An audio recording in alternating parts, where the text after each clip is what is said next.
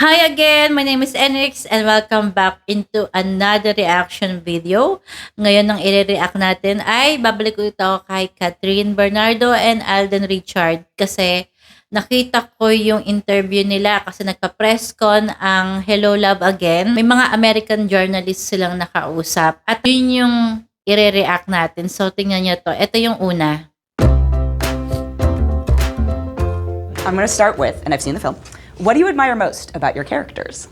With Joy, actually, I admire her courage as a woman. Galing, ganda.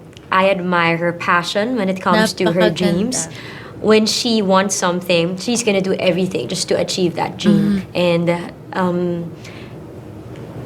I think her courage more than anything. For her to fly to Canada to start all over again, leave everything in Hong Kong, even the love of her life, just to pursue that dream is really something very courageous. And I just feel like she's just so empowered and very independent. So, almost 1 minute itong video na ating tiningnan. At ito ang aking reaction. Una, napakagaling. Kumbaga sa Miss Universe, ay, talo ang mga beauty queen. Ang galing sumagot ni Catherine Bernardo. Sobra. Ang lalalim ng mga words at saka napakaganda ng pronunciation. Yeah, with Ethan, I think it's really more of how he handles challenges in his life. From someone who was introduced to be that happy-go-lucky guy, can endure anything or everything.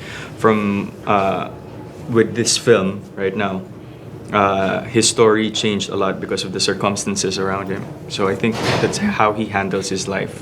Hey, I think ang that's one of galing. the things I admire most about him. Si Alden din is ganon. Parehas silang sobrang smart. Not only dahil nag-English or marunong mag-English or marunong sa pronunciation. Hindi dahil doon. Pero full package na talaga silang dalawa. And na-impress ako sa kanila dito sa English interview sa US. Kahit 1 minute pa lang. Kumbaga, kung ngayon ko lang nakilala at nakita si Alden at saka si Catherine, ang first impression ko ay andun na sa first na 1 minute na yon. At kung tumagal pa ito na 9 minutes na interview, pero yung 1 minute na yon, lumawak yung pag-uunawa ko sa mga sinasabi nila. Na-get ko agad yung point nila na the way they answered the questions ay kuhang-kuha mo na. So, dun pa lang, nakikita mo na how smart they are. Na-impress talaga ako kasi hindi lahat, almost correct me if I'm wrong, hindi lahat ng artista ay ganyang ka-fluent ang sumagot, di ba? Kahit naman ako, hindi ako fluent and hindi ako perfectong tao. Nagkakamali ako at inaamin kong hindi rin ako ganun kagaling. Dito sa dalawang to, full package na eh. Matalino pa. At hindi lang yon, napakagaling sumagot. Kay Tagalog man yan or English. Malawak yung gagalawan nila sa future kahit anong mangyari. Ako kasi, as a reaction vlogger, ngayon ko lang medyo nasusundan ang Kat din. Pero familiar na ako kay Alden kung paano siya sumagot. Pero nakakagulat pa rin. Maganda. Maganda yung mga the way he talks, ganon. Tapos si Catherine, alam ko na matalino na talaga to. Ako siya sa the way siya magsulat nung nag-break up ang Katniel. Pinaliwanag niya dun sa IG niya yung mga saloobin niya na sinasabing Katniel are over, but we still respect each other, yung mga ganyan. Tapos, thank you for your support and love for both of us. But now, we choose na to part ways na. So, yung pagkahaba-haba na IG words ni Kat, nagulat ako. Kasi parang, wow, grabe to. Dalawang to ay very gifted talaga.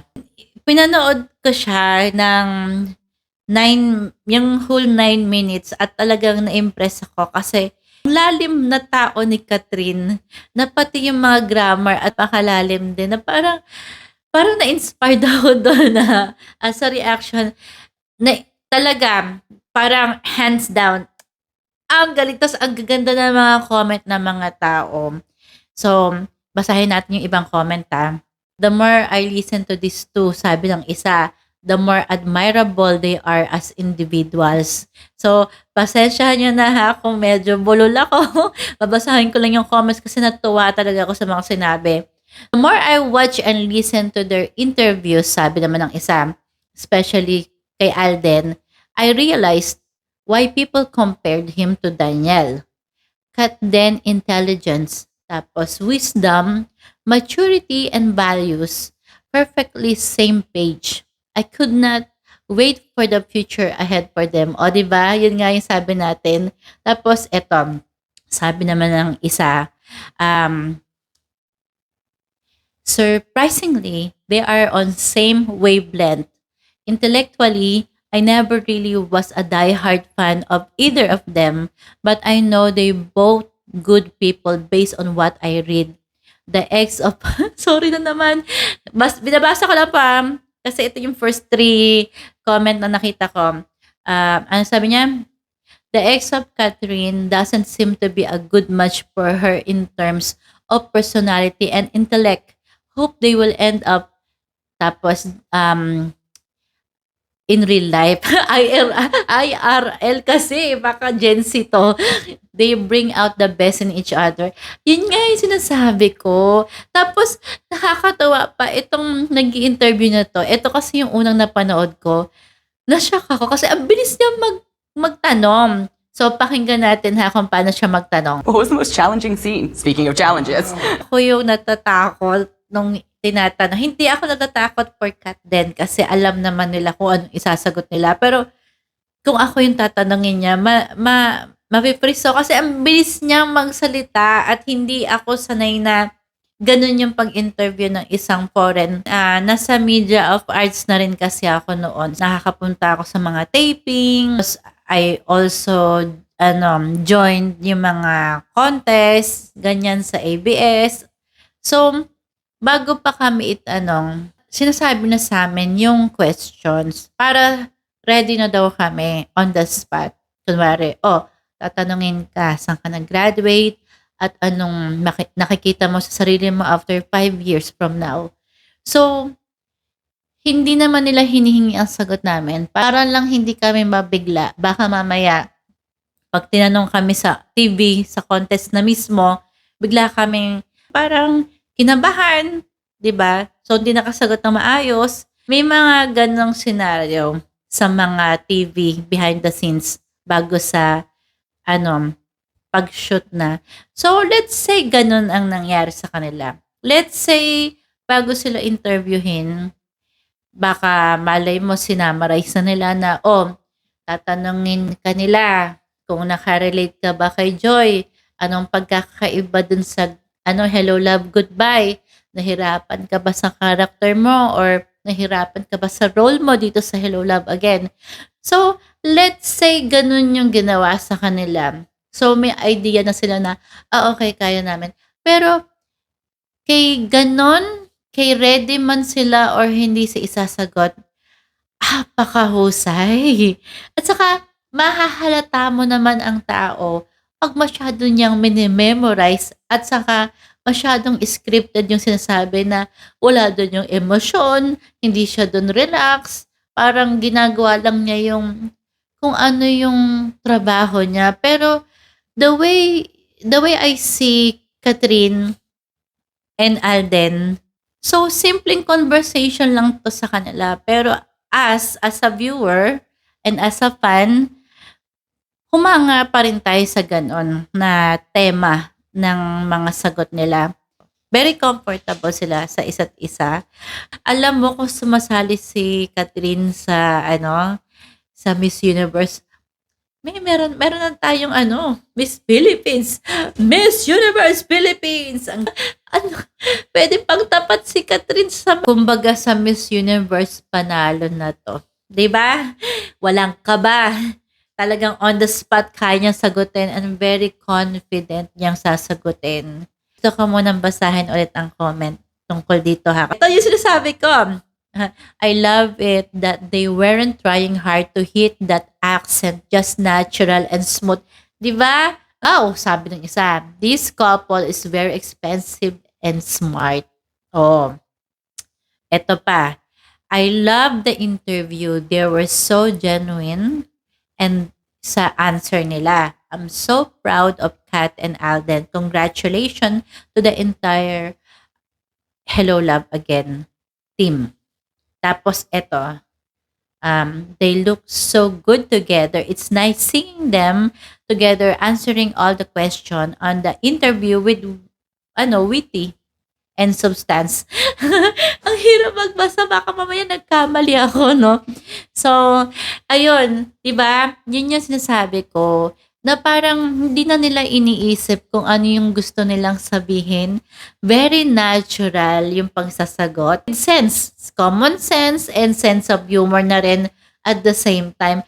Kasi sa akin, ngayon ko lang sila nakita na magkasama, tapos ini-interview, tapos sa USA pa. So, talagang natuwa ako sa aking pinanood. So, ni-research ko pala kanina. Sabi ko, kasi nakita ko kanina sa comment na si Alden hindi nakatapos ata ng college, 'di ba?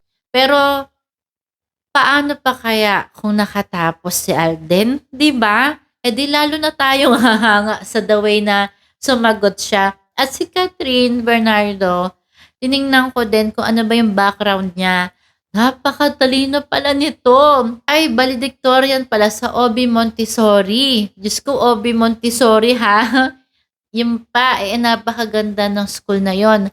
Kaya lang, hindi niya na-pursue ata ang college niya dahil ata sa TV series na Got to Believe in Magic.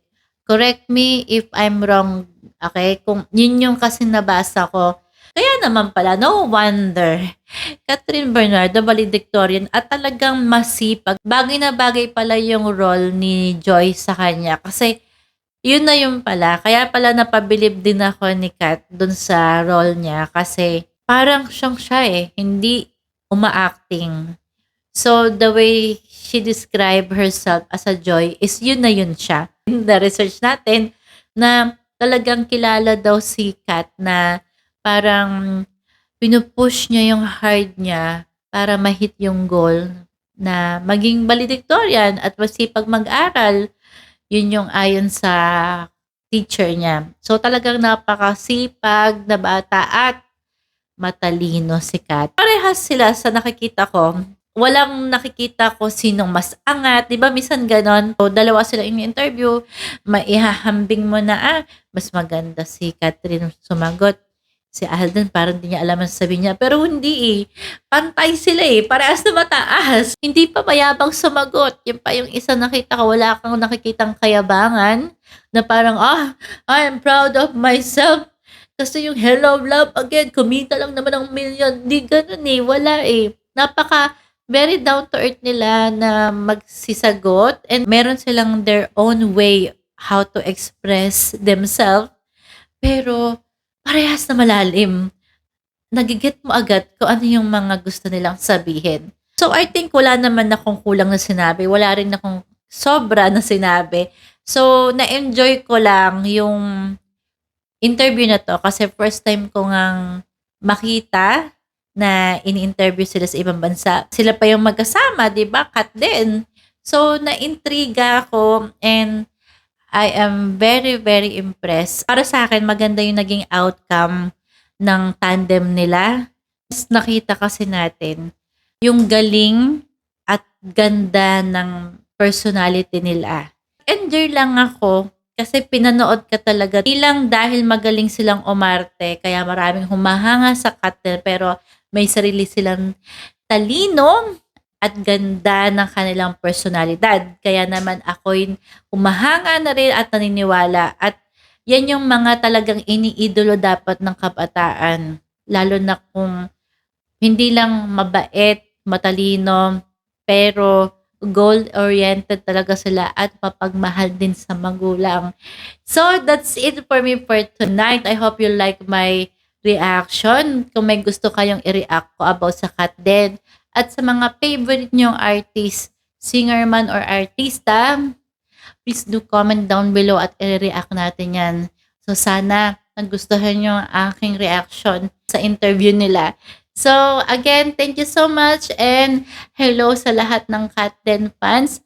And I would like to say thank you kasi nag-viral na naman tayo na mahigit 24,000 views ang aking nireact nung kumanta sila sa ASAP today. So, yun lang po. I hope you have a wonderful, wonderful Sunday, everybody. Nabubulol na naman ako sa kadaldalan. So, I hope you have a wonderful Sunday and always stay positive and beautiful at the same time. Bye!